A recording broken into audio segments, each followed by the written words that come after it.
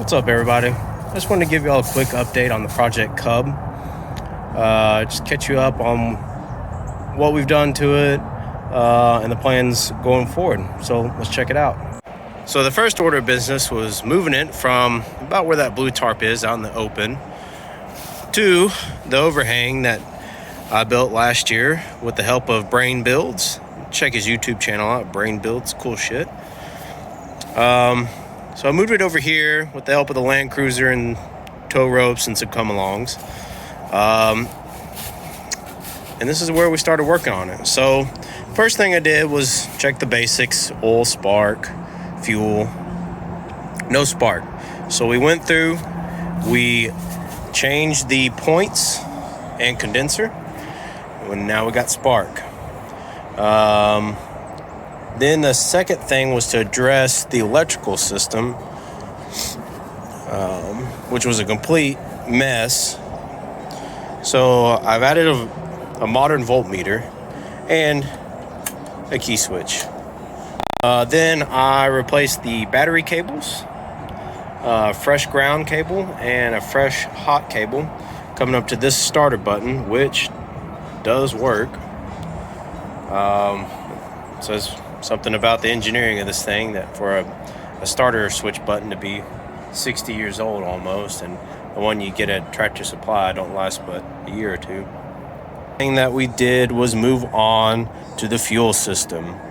The tank was a little rusty, but not too bad, so we cleaned it out with an acid solution and then lined it with cream liner, which is an elastomer that when it dries forms a coating, and well, you can't really see it, on the tank and seals it. Bought a new carburetor because the old housing was bad.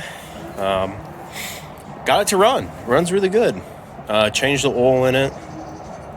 So as far as running goes, I'm pretty happy with it. I may adjust the valves at some point, but that's later down the line. So now we're looking at accessories. So move on to the cooling system. I was really afraid to run it for too long without addressing the cooling system, which is a thermosiphon, which means it doesn't have a water pump. It just circulates water using thermodynamics. Hot in the top, cold out the bottom. It circulates through. Pretty neat system, but I was afraid if it had any kind of clog or anything in the fins or in the passageways, thermosiphon wouldn't happen. You know, it's a little bit different with the water pump where it can force its way through, but on these thermosiphons, it's really important that the passageways be clean. So I pulled the radiator off, broke 2 bolts, cool. Was able to drill and tap one out.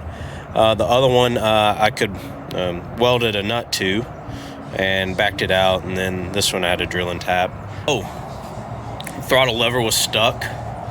Got it unseized.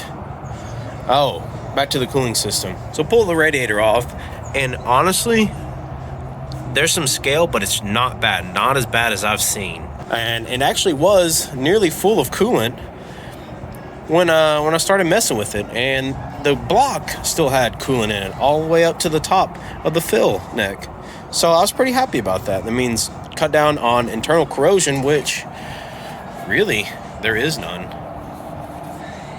So same thing down here, seized drain plug, welded a nut to it, got it off, flushed the whole cooling system with a acid mixture, flushed it out with water, so it's going to get a new plug.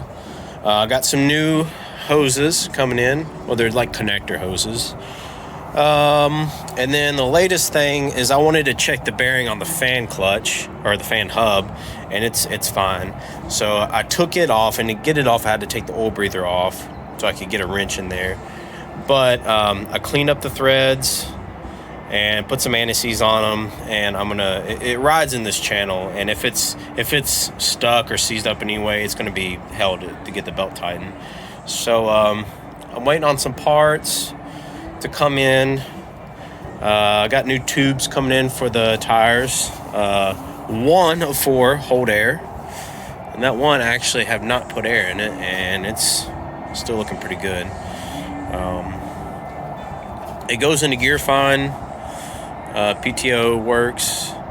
So I'm hoping I'll just change the gear oil in the transmission and in the final drives and in the steering gear box. Steering felt loose, like it didn't feel any bondage or anything like that. So I'm hoping I get lucky with those things and it's just a drain and fill on those. Just basically for a mechanical reconditioning at this point. It's not going to be a show tractor. I just want it to run and run reliably. I've got a belly mower that's going to get fixed up for it. And I don't know, we're going to use it as a tractor. I'm going to keep an eye out for implements. I'd love to get a plow for it.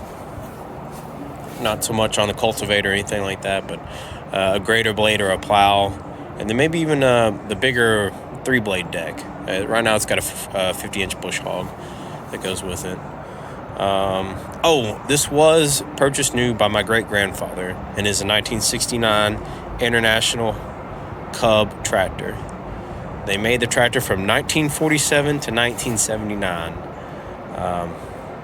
So there should be plenty of these out there. It's not exceedingly rare, but for me it has a lot of sentimental value, and I just want to get it running, and then I'm going to take a pressure washer to it and clean up all the oil gunk you see, and we'll go from there. So check in with you guys later. Thanks.